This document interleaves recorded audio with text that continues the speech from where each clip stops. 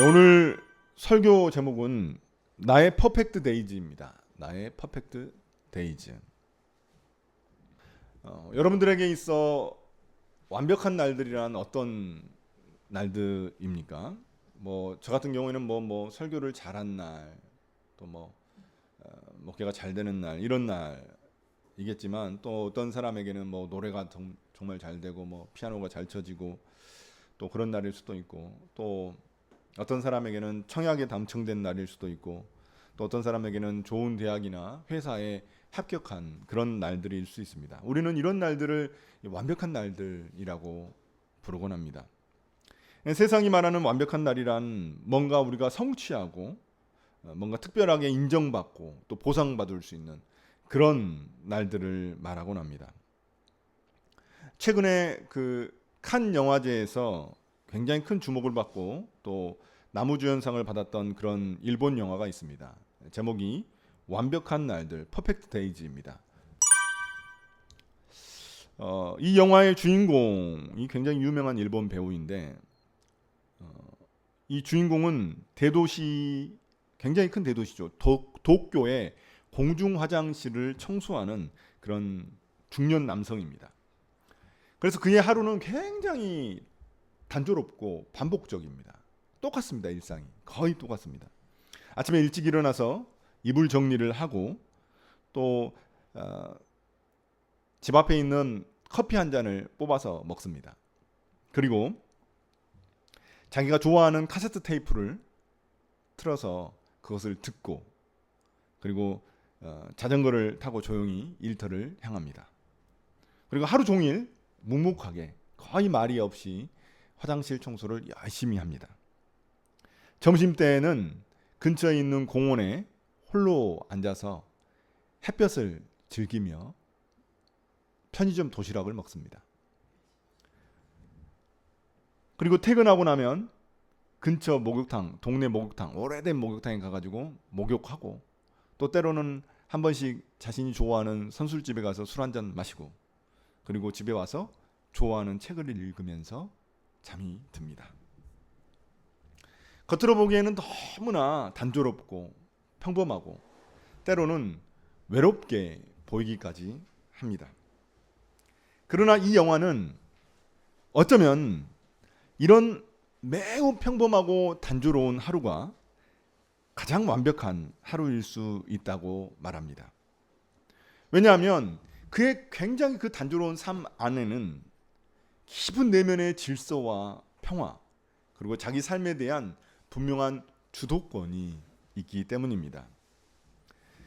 그 도쿄가 얼마나 시끄럽고 얼마나 큰 도시입니까? 화려한 도시입니까? 그 도시 속에서 그 주인공은, 이 영화에 나온 이 주인공은 자신만의 평온한 그런 천국을 누리고 살아가는 듯합니다. 물론 이 주인공에게도 갑작스러운 일들이 일어납니다. 그래서 그 삶의 루틴을 깨뜨리려고 하는 그런 시도들이 있습니다. 그럼에도 불구하고 자신의 삶을 이렇게 잘 꾸려 나갑니다. 오늘 말씀에 등장하는 에스라는 어떨까요? 에스라서 7장에 등장하는 이 에스라는 어떨까요? 그는 거대한 제국인 페르시아의 한가운데서 태어나고 자라난 사람입니다. 그러나 그는 그 제국 속에 살아가면서도 천국을 품고 살아간 사람입니다. 이런 점에서 그 역시 천국을 품고 살아가니까 그 역시 그의 일상들이, 그의 삶이 퍼펙트 데이즈라고 말할 수 있습니다. 무엇이 그의 삶은 이렇게 인도한 것일까요? 이끈 것일까요? 그의 삶을 통해 우리는 어떻게 우리만의 그런 퍼펙트 데이즈를 만들어갈 수 있을까요? 오늘 말씀의 주인공은 에스라입니다. 에스라 한 사람을 주목하고 있습니다. 1절부터 5절까지는 그 에스라의 족보가 매우 길게 등장하고 있습니다. 족보가 길게 등장한다. 그 사람은 굉장히 중요한 사람입니다. 성경에서. 그의 정체가 무엇인지 드러납니다. 조상들을 쭉쭉 올라가다 보면 사독 제사장이 등장하죠. 사독도 중요한 대제사장인데, 그 다음에 이제 쭉 올라가다 보면 마지막에 누가 나옵니까? 대제사장 아론이 나옵니다. 아론이 첫 번째 대제사장이잖아요. 그래서 결국 이 에스라는 누구의 후손이냐? 대제사장 아론의 후손입니다. 직계의 후손으로서 하나님께 헌신된 사람입니다. 제사장이니까 헌신된 사람이잖아요. 그런데 우리가 여기서 주목할 점이 있습니다. 이 에스라가 어디서 태어났습니까? 에스라가 태어난 곳은 예루살렘이 아닙니다. 이스라엘이 아닙니다. 제국에서 태어났습니다. 페르시아 제국. 그러니까 바벨론 제국인데, 바벨론 그 땅 이름이 이제 바벨론 그 땅인데, 거기에 이제 페르시아 제국이 들어섰기 때문에 바벨론을 멸망시키고 페르시아 제국에서 태어난 사람입니다. 그래서 그에게는 익숙한 곳이 어디입니까? 페르시아입니다.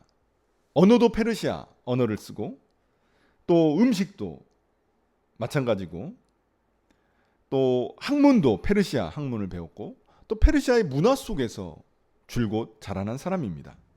그렇게 그 페르시아 안에서 굉장히 오랫동안 살아왔기 때문에 이 에스라는 페르시아 문화에 동화되기 굉장히 쉬운 환경에 놓여 있었습니다. 그래서 자신의 뿌리를 잇고 살아갈 수도 있었습니다. 그러나 그는 그 제국 속에서, 페르시아 제국 속에서 살아가고 있었지만 결코 그 제국에 속한 사람은 아니었습니다. 그는 그 제국 속에, 페르시아 제국 속에 살아가면서도 하나님의 백성이라는, 제사장이라는 그 자신의 정체성을 결코 잊지 않았습니다. 그래서 그는 그 페르시아 제국에서도 페르시아 말과 음식과 학문을 배우면서도 그곳에서도 하나님의 말씀을 배우고 익히고 실천하기를 잊지 않았던 사람입니다. 그래서 6절을 한번 보십시오. 6절 보시면 바로 그 에스라가 바벨로니아에서 돌아왔다라고 말하고 있습니다. 바로 그 에스라라는 말에 밑줄을 그으십시오. 이 짧은 표현 속에 그 제국 속에서 말씀을 지키며 살아온 그 에스라에 대한 짧은 찬사가 들어가 있습니다. 바로 그 에스라. 제국의, 그 페르시아 제국의 중심에서 하나님의 사람으로 준비되어진 사람, 준비된 한 사람, 그가 바로 에스라입니다. 물론 에스라가 바벨론 땅을 떠나가지고 예루살렘으로 돌아온다고 해서 예루살렘이 그러면은 뭐 자신들만의 땅이냐? 아닙니다. 예루살렘 역시 페르시아 제국의 한 속국일 뿐입니다. 그가 어디를 가든지 결국에는 페르시아 제국 안에 속해 있습니다. 그의 몸은 제국 안에 있습니다. 그렇지만 그의 마음과 영혼은 제국에 속하지 않았습니다. 그래서 그는 어디에 있든지 하나님의 말씀에 이끌려 살아가는 삶을 택한 것입니다. 그렇기 때문에 때가 되자 그는 과감히 페르시아 제국을 떠나, 그 제국의 땅을 떠나 예루살렘을 향해 돌아올 수 있었던 것입니다. 그럼 과연 어떻게 이 제국 속에 살아가면서도 이 제국에 속하지 않을 수 있을까요? 그러니까 몸은 제국에 속해 있지만 우리의 마인드, 우리의 정신과 영혼과 마음은 제국에 속하지 않을 수 있을까요? 이 에스라는 제국 속에 살아가고 있지만 제국의 권위보다 더 큰 권위가 무엇인지 알고 있었기 때문입니다. 그는 그 높은, 그 제국의 권위보다 더 높은 권위에 헌신되어 있었기 때문입니다. 그는 하나님의 말씀을 자신의 삶의 절대적인 기준으로 삼고 그 말씀에 따라 자신의 삶의 방향을 정했기 때문입니다. 물론 그가 예루살렘으로 돌아가려면 페르시아 왕의 허락을 받아야 합니다. 허락 없이 갈 수 없습니다. 그렇지만 겉으로 보기에는 페르시아 왕의 허락을 받은 것처럼 보이지만 에스라 속마음은 다릅니다. 에스라는 하나님의 말씀에 순종해서 예루살렘으로 귀환할 수 있었던 것입니다. 하나님의 말씀을 따라 예루살렘으로 돌아간 것입니다. 이런 에스라의 삶이 우리에게 주는 교훈은 무엇입니까? 그럼 우리에게는 족보가 없습니까? 물론 우리에게도 육신의 족보는 있지만 믿음의 족보가 없습니까? 우리의 믿음의 족보의 뿌리는 누구입니까? 우리의 신앙의 뿌리는 누구입니까? 누가 계십니까? 바로 예수님이 우리의 믿음의 족보, 그 뿌리이십니다. 예수 그리스도께서 십자가의 죽으심으로 말미암아 우리는 이제 그분의 자녀가 되었기 때문입니다. 그래서 우리의 정체성도 너무나 분명합니다. 에스라가 대제사장으로서의 정체성이 분명한 것처럼 우리의 정체성도 너무나 분명합니다. 그렇다면 이 정체성을 가지고 우리가, 이 세상이 제국이잖아요. 제가 말씀드린 것처럼 이 세상이 제국입니다.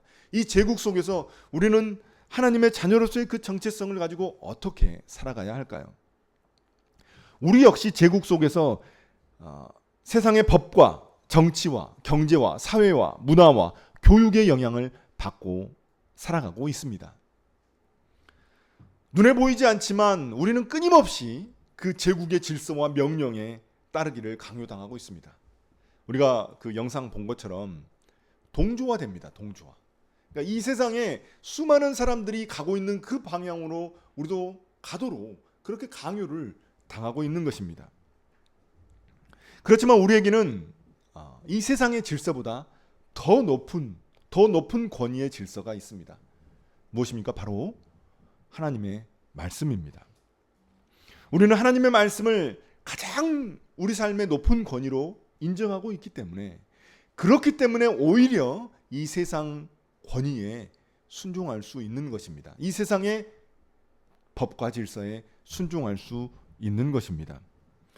그러나 만약 이 세상의 권위와 하나님 말씀의 권위가 부딪힌다면 우리는 어떤 선택을 해야 할까요?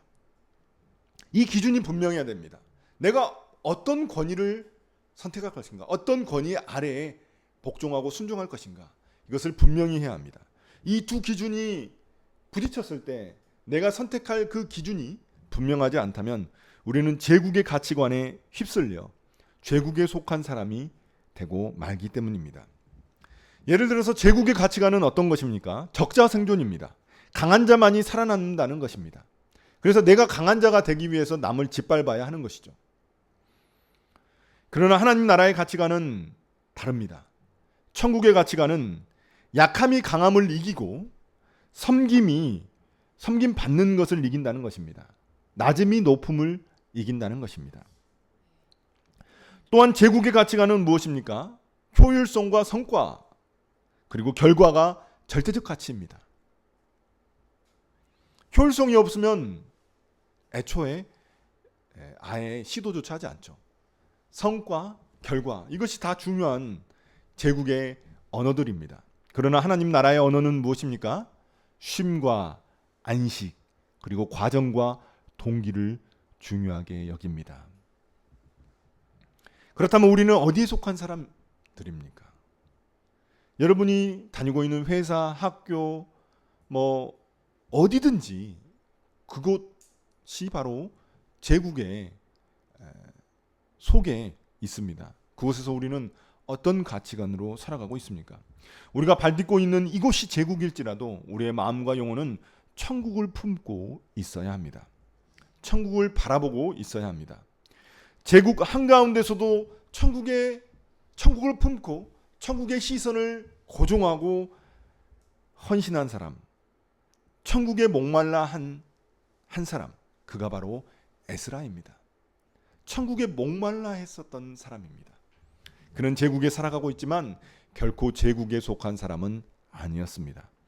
이런 그였기 때문에 자신만의 퍼펙트 데이즈를 만들어갈 수 있었던 것입니다. 그럼 하나님은 왜 이런 에스라를 주목하신 것일까요? 그렇게 수많은 이스라엘 백성들이 그 페르시아 제국에서 살아가고 있었지만 왜 유독 에스라만을 주목하시고 그를 하나님의 뜻을 행하는 도구로 삼으신 것일까요? 1절 보시겠습니다.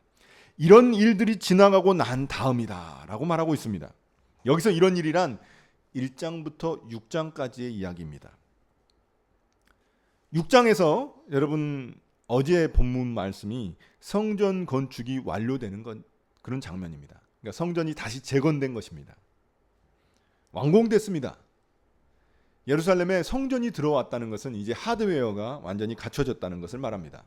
그리고 거의 50년, 60년이 흐른 후입니다. 그러니까 6장과 7장 사이는 성전이 다 지어졌어요. 근데 50년, 60년이 흘렀단 말이에요. 근데 성전이 지어졌음에도 불구하고 이 이스라엘 백성들의 삶은 나아진 것이 없습니다. 그러니까 어떻게 됐을까요? 신앙이 멜랑꼴리해진 겁니다. 신앙이 점점 바닥을 드러낸 것입니다. 이때 하나님은 하나님의 사람 한 사람을 준비시키신 것입니다. 그가 바로 누굽니까? 에스라입니다. 왜냐하면 성전이 있어도 모든 것이 해결되는 것이 아닙니다. 진짜 중요한 것은 성전 그 껍데기가 아니라 하나님의 말씀에 따라 살아가는 백성들의 삶이기 때문입니다. 다시 말해서 성전을 성전답게 만드는 것은 하나님의 백성들입니다. 여러분, 교회가 중요한 것이 아니라, 이 교회 예배당 껍데기가 중요한 것이 아니라 여러분의 삶이 중요한 거죠. 여러분이 이 세상에서 어떻게 살아가는가가 중요한 거지, 이 교회 자체가 중요한 것은 아닙니다. 그래서 성전을 성전답게 만드는 것은 무엇입니까? 하나님 말씀대로 살아가는 그 백성들입니다. 그들이 하나님 말씀에 순종하며 살아가지 않는다면 성전은 그냥 껍데기에 불과합니다. 그래서 하나님은 이 하드웨어, 성전 하드웨어를 지으시고 그 성전 하드웨어 안에 소프트웨어를 장착하시기 위해 에스라를 선택하신 것입니다. 에스라는 하나님 말씀으로 준비되고 하나님 말씀에 온전히 헌신된 사람이기 때문입니다. 그를 통해서 하나님은 성전이 세워진 그 땅에 하나님의 백성들을 말씀으로 채우시려고 하시는 것입니다. 이것이 바로 하나님이 계획하신 이스라엘 백성들을 향한 하나님의 마음입니다. 이러한 에스라는 두 가지 특별한 은혜를 입게 됩니다. 첫 번째가 무엇입니까? 에스라가 요구하는 것은 페르시아 왕이 뭐든지 다 들어줍니다. 야, 얼마나 대단합니까? 뭐든지 다 들어줍니다. 너 원하는 거 다 말해. 내가 다 들어줄게. 6절 하반절입니다.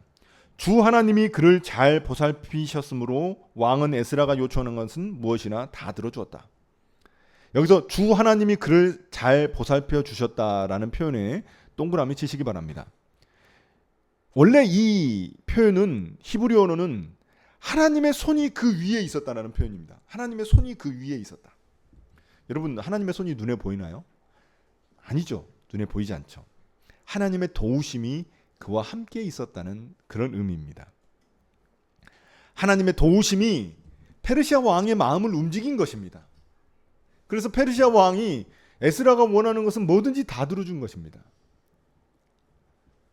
뭐 페르시아 사람도 아닌데, 유대인인데 그의 요청을 다 들어줬다는 것입니다. 둘째, 4개월의 여정을 거쳐 안전하게 예루살렘에 도착할 수 있었습니다. 9절 한번 보시겠습니다. 그가 바빌로니아를 떠난 것은 첫째 달 초하루이다. 하나님이 그를 잘 보살펴 주셔서 다섯째 달 초하루에 예루살렘에 닿을 수 있었다. 제국 땅에서 예루살렘으로 돌아가는 길은 너무나 긴 여정입니다. 제가 지난주에도 이야기 말씀드렸지만 4개월 동안 걸어서 도착해야 되는 그 길인데, 그 가운데는 광야가 펼쳐져 있고 황무지가 있고 돌산이 있고 모래 언덕이 있습니다. 그리고 도적들이 있습니다. 주변에 민족들의 위협이 있습니다. 그 모든 것을 다 뚫고 완전히 온전하게 이 예루살렘 땅에 도착할 수 있었습니다. 그래서 무엇라고 이야기하고 있습니까? 하나님이 그를 잘 보살펴 주셨다라고 말하고 있습니다. 하나님이 그를 잘 보살펴 주셔서, 그 부분에 또 동그라미 치시기 바랍니다. 여기서 하나님이 그를 잘 보살펴 주셨다는 표현이 히브리어로는 하나님의 선한 손이 그 위에 있었다라는 의미입니다. 하나님의 선한 손. 이제 그냥 손이 아니라 선한 손이 그 위에 있었다는 것입니다. 그러니까 하나님이 얼마나 에스라의 발걸음을 온전하게 잘 보호하시고 인도하셨는지 깨달을 수 있습니다. 하나님의 손이, 선한 손이 그와 함께 있었기 때문에 그는 퍼펙트 데이즈를 살아갈 수 있었던 것입니다. 그럼 하나님의 손이 왜 에스라 위에 임하게 된 것일까요? 10절입니다. 에스라가 주님의 말씀을 깊이 연구하고 지켰으며 가르쳤기 때문입니다. 원래 그 10절 앞에는 이 조사가 나옵니다. 근데 그 조사가 우리 번역본에는 없습니다. 이유가 등장하는 겁니다. 이유. 에스라가 주님의 말씀을 깊이 연구하고 지켰으며 가르쳤기 때문입니다. 그에게 뭔가 특별한 것이 있었던 게 아닙니다. 그는 단지 하나님의 말씀에 헌신된 사람입니다. 주님의 말씀을 날마다 깊이 묵상하고 그것을 삶에서 순종했습니다. 더 나아가 그것을 백성들에게 나누고 가르쳤던 사람입니다. 그것 때문에 하나님의 손이 그의 인생 위에 머무르게 된 것입니다. 그럼 이제 우리에게 남은 질문은 하나입니다. 우리는 어떻게 하면 그 하나님의 손이 함께하는 퍼펙트 데이즈를 살아갈 수 있을까요? 그 대답은 에스라와 다르지 않습니다. 에스라라는 그 10절에 그 이름 대신에 나의 이름을 집어넣어 보면 됩니다. 한번 제가 읽어보겠습니다. 하나님의 손이 은상이 위에 있습니다. 왜냐하면 은상이가 주님의 말씀을 깊이 묵상하고 지켰으며 또한 사람들에게 그 말씀을 나누고 가르치는 일에 헌신하였기 때문입니다. 여러분의 이름을 한번 집어넣어 보십시오. 사랑하는 성도 여러분, 이제 오늘 말씀을 마무리하겠습니다.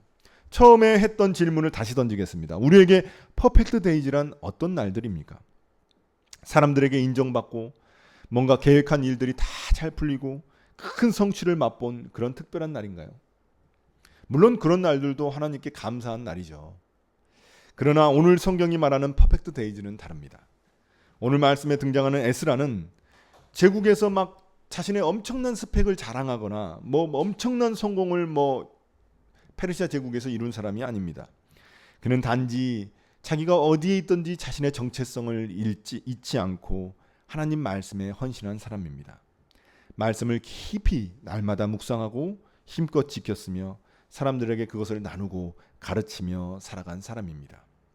그런 그의 인생에 하나님이 선하신 손을 올려주셨고 그의 하루하루는 퍼펙트 데이즈가 될 수 있었던 것입니다. 우리의 삶도 마찬가지입니다. 우리의 삶에 엄청난 기적이나 성취가 이루어지지 않아도 괜찮습니다. 하나님께서 막 놀라운 일을 행하시고 내가 뭘 하는 일마다 성공하고 그렇지 않아도 상관없습니다. 누가 알아주지 않아도 괜찮습니다. 에스라처럼 하나님의 말씀을 날마다 묵상하고 지키고 나누며 살아갈 때 그때 하나님의 손이 선하신 손이 우리의 인생 위에 있게 되기 때문입니다.